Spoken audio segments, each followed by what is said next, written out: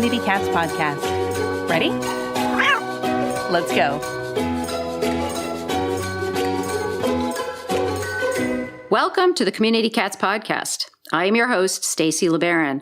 I've been involved helping homeless cats for over 20 years with the Merrimack River Feline Rescue Society. The goal of this podcast is to expose you to amazing people who are improving the lives of cats. I hope these interviews will help you learn how you can turn your passion for cats into action. Today, we're speaking with Keoni Vaughn. Since 2014, Keoni serves as Executive Director of the Lanai Cat Sanctuary. He oversees a staff of 6 who provided daily care for more than 575 cats. Prior to joining the sanctuary, he has served as the Vice President and Director of Operations of the Hawaiian Humane Society, where he oversaw a staff of 50, ran the admissions, shelter adoptions and partnerships, lost and found and animal care services at Hawaii's largest shelter, where more than 30,000 animals would arrive in need every year. Before that, he served as the head of the organization's investigations and rescues division, where he busted puppy mills, fought for stronger animal protection laws, and worked with prosecutors and police to bring abusers to justice. Keoni has rallied a following to Lanai Cat Sanctuary social media platforms through innovative content and engagement, as well as working with travel media, including Bored Panda, LA Times, Expedia, Huffington Post, BuzzFeed, and Country Living to create videos that have gone viral with multi-million viewership. He has positioned the sanctuary as the #1 attraction in Lanai, as voted by the users of TripAdvisor. Keoni serves on the board of directors for Crime Stoppers Honolulu and is a member of the Federal Law Enforcement Foundation. Born and raised on Oahu, he lives with his 2 rescued street cats and his wife Jackie and son Hunter in Honolulu. Welcome to the show. Aloha. It's ironic. Here you are in beautiful Hawaii, and I'm up here in snowy Vermont. So I am very jealous of the weather that you're having right now, and I'll be even more so when I'm shoveling out my car tomorrow morning. Thanks for having me on, Stacey. Not a problem. And I would like to wish our listeners a happy new year, too. So, well, Keoni, I would love to find out, how did you develop your passion for animals, and how did you get involved in the sheltering and nonprofit world? Well, it's all started when I was a kid. I was born and raised on Oahu and surrounded by show dogs. And I showed dogs professionally, interesting enough, from when I was about 7 years old till about 20 years old. And then after I hit my 20s, I went into the travel industry and took a break from dog showing. And next thing you know, I find myself working for the Hawaiian Humane Society as an investigator. And so it was polar opposite. I went from showing dogs and really healthy, purebred animals in a tight environment to rescuing animals and kind of showing up to scenes that weren't so pleasant and kind of heartbreaking. But it instantly started getting really to the heart of what I really truly wanted to do, which was to rescue and protect animals that couldn't speak for themselves. So I did that for a few years and kind of worked my way up through the organization, but most importantly, really got to learn how to collaborate and work with the community when it comes to their pets. And we focused our attention on puppy mills and cat hoarding.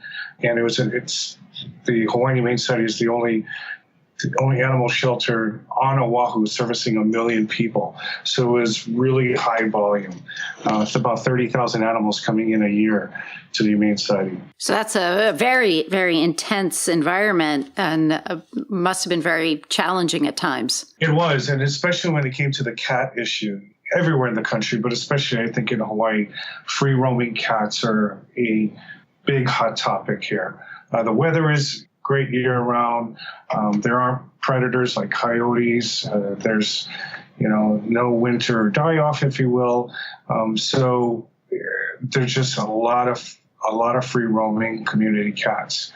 And so a bulk of my time was trying to collaborate with housing associations, working with colony caregivers, and a lot of mediation but also trying to develop more programs to give the public access to lower cost solutions to spay neutering. And so now you're at the Lanai Sanctuary. Can you tell me a little bit about that? Yeah, so I got this great opportunity. I really feel is an opportunity of a lifetime to go work on Lanai, and Lanai is one of our main Hawaiian Islands. It's the most remote, and probably it only has 3,000 people on the island, one gas station, no traffic lights, no Starbucks. Its main industry is tourism. Prior to that, it was pineapple. Yeah, so it went from going to supplying the world's pineapple to a travel destination. But interesting enough, there was a cat sanctuary there. And so I was given the opportunity to go work on Lanai and try to make a difference and, quite honestly, try to solve a cat overpopulation issue. And I figured that if there's any place in this country where it has the best chances of being successful, it would be on Lanai. Again, a small human population, limited resources, but just for the fact that there are only 3,000 people on the island, and the pets were not abundant, there was an opportunity to kind of jump on it and make that leap of faith. So I met Kathy Carroll. She was the founder of the Cat Sanctuary. It actually started in 2004. She moved to the island from Chicago, her and her husband. A cat stumbled across her doorstep and needed to be seen by a veterinarian. And so she started asking around town, where's the veterinarian? And she quickly found out there hadn't been a veterinarian living on the island for about 50 years. And in order to take the cat to a veterinarian, she'd have to jump on the ferry and take the ferry from Lanai to Maui, then rent a car and take the cat to a veterinarian in Maui. Well, long story short, she did that, and the veterinarian said, gosh, there's a huge cat issue on the island of Lanai, and I wish somebody would do something about it. So she looked in the mirror and said, well, what better person is myself? Good on her, because what she did was she really recruited veterinarians and volunteers from Maui to come over, and she did trap, neuter, and return from 2004 to roughly 2006. And she did quite a few cats, over 1,000 cats, and that's quite a bit. That's huge. Not knowing anything about animal sheltering or spay or neuter, she kind of learned as she went on. And then 2006, Natural Resources and the conservationists stumbled across some native and endangered birds, a huge colony up in the mountains, and found that the cats were predating on the birds. And they were going to, eradicate the cats. And she convinced them to give her a 30-day stay to go up in the mountains and trap as many cats as she can in the specific area and relocate the cats. But she had nowhere to take these cats. And so she took the cats, she convinced the Four Seasons, there's 2 hotels on the island, and they're both Four Seasons. So she convinced the Four Seasons to give her one of the horse corrals and turn it into a makeshift holding area, if you will. And she went from 25 cats to 100 cats, and within a year, of course, they were all, spayed or neutered, but she kept having to trap from this specific area. 2009, she moves from this corral to the sanctuary we're at now. And when I took over in 2014, we were at 350 cats. The best way to describe it, it's an open-air park-like environment. We don't have cages. It's just a perimeter fencing, so they're kind of in their natural habitat, if they will. So they're loving it. And we've recently expanded, and we're up to 594 cats. Wow. So I just want to ask a question. Why do you need to expand? I mean, why are you adding cats? Is it just, how are more cats? Your island is pretty well contained. How are more cats appearing, unless are people bringing unsterilized cats onto the island, or what's sort of happening in your environment? Well, as you know, cats reproduce at an alarming rate. So what we're trying to do is really just try to remove every single cat off the landscape and bring them into our sanctuary.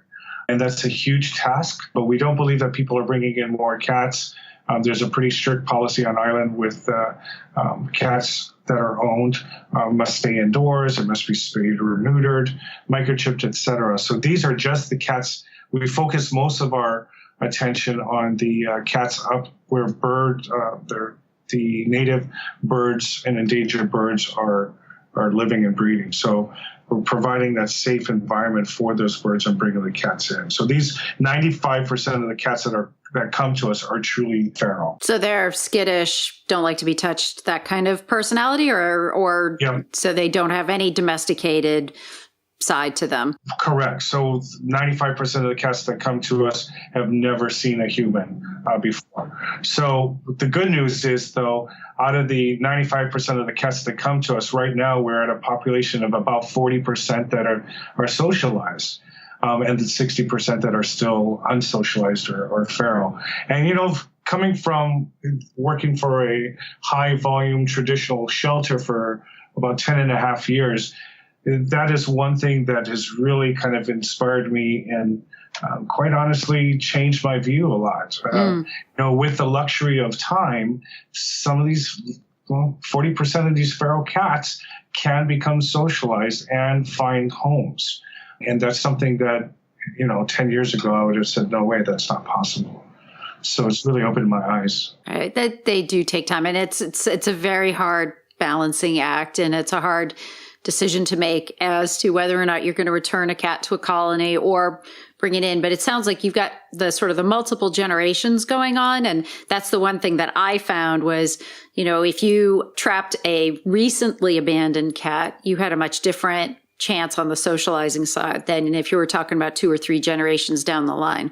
Right. And I think it's important to note that on our island's extremely unique. So one of the ways, I'm not sure if your listeners are aware of this, but in most places, the Fish and Wildlife or the natural resources who are bound to protect the native birds and native species trap cats in really, really remote areas. And, they euthanize the cats. And typically it's by gunshot.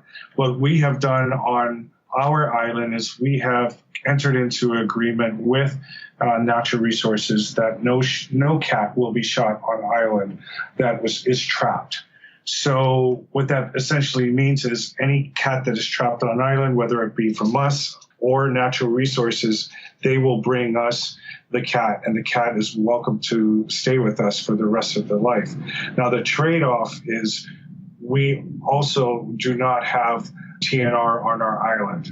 And so that's, it's different, and it's all about collaboration and trying to come up with, I guess, some reasonable, although uncomfortable resolutions to our situation. That's a negotiated agreement.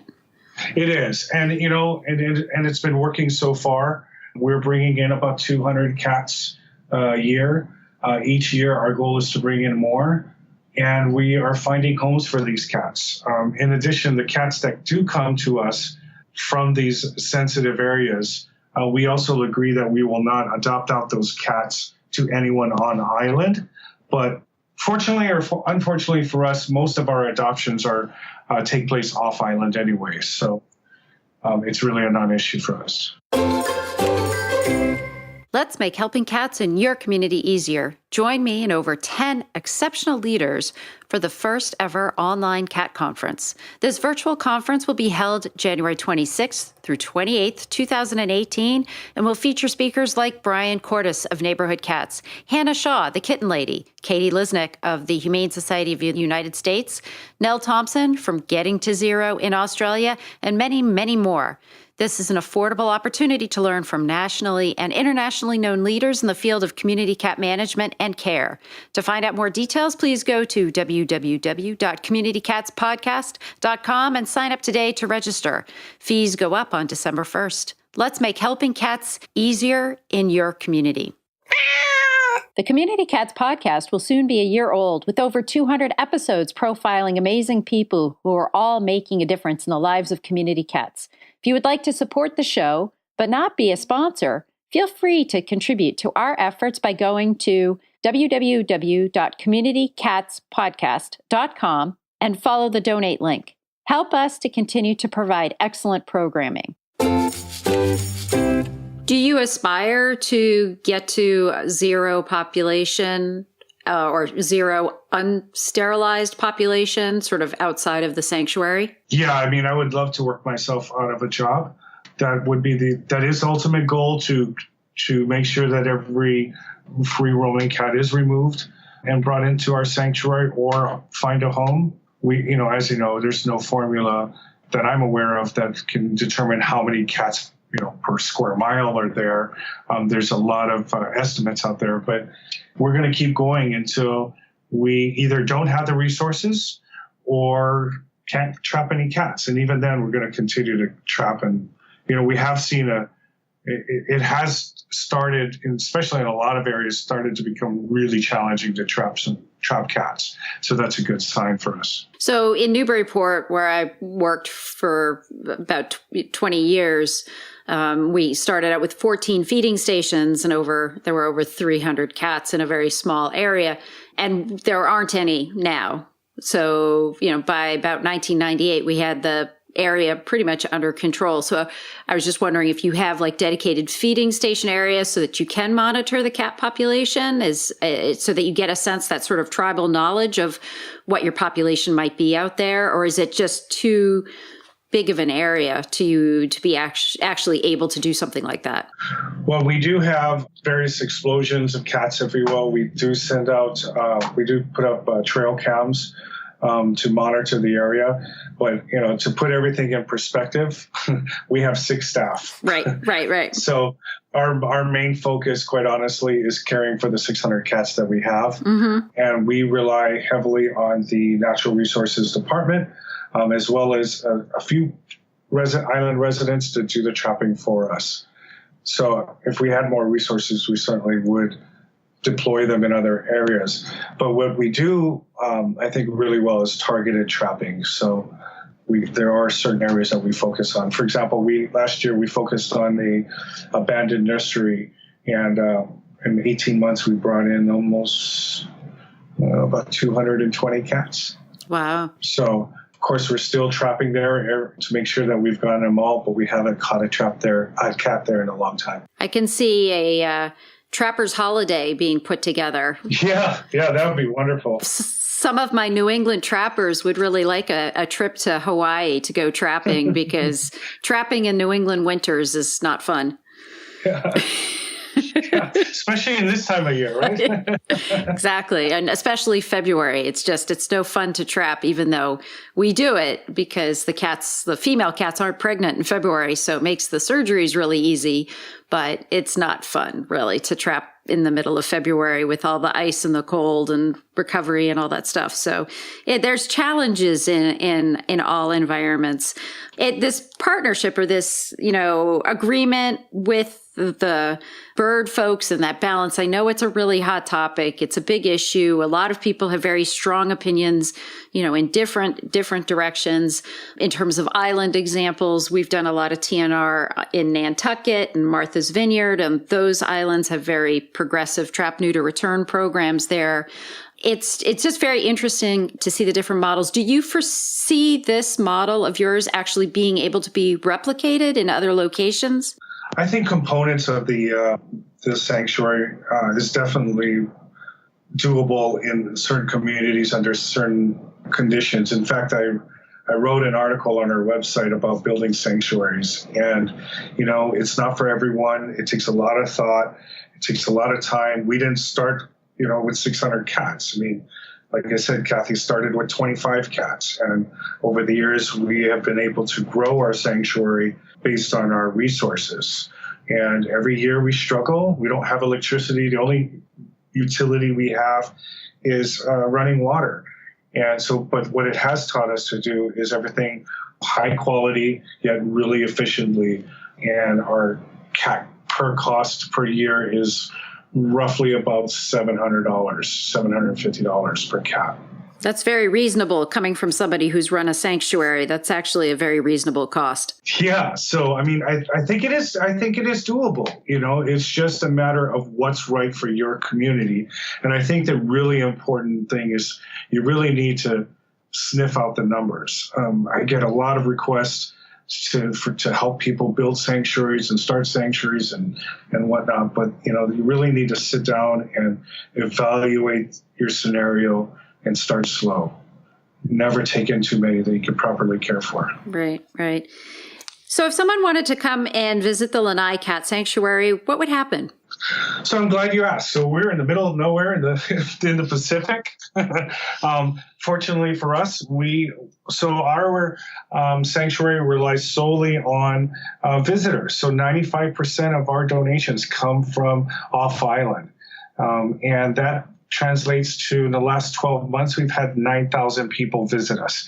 Oh my goodness. Yeah, so that we're very proud of that. But it's really simple. If you're coming from Oahu, you can catch a commuter plane over for, it takes 20, 25 minutes to get to the island.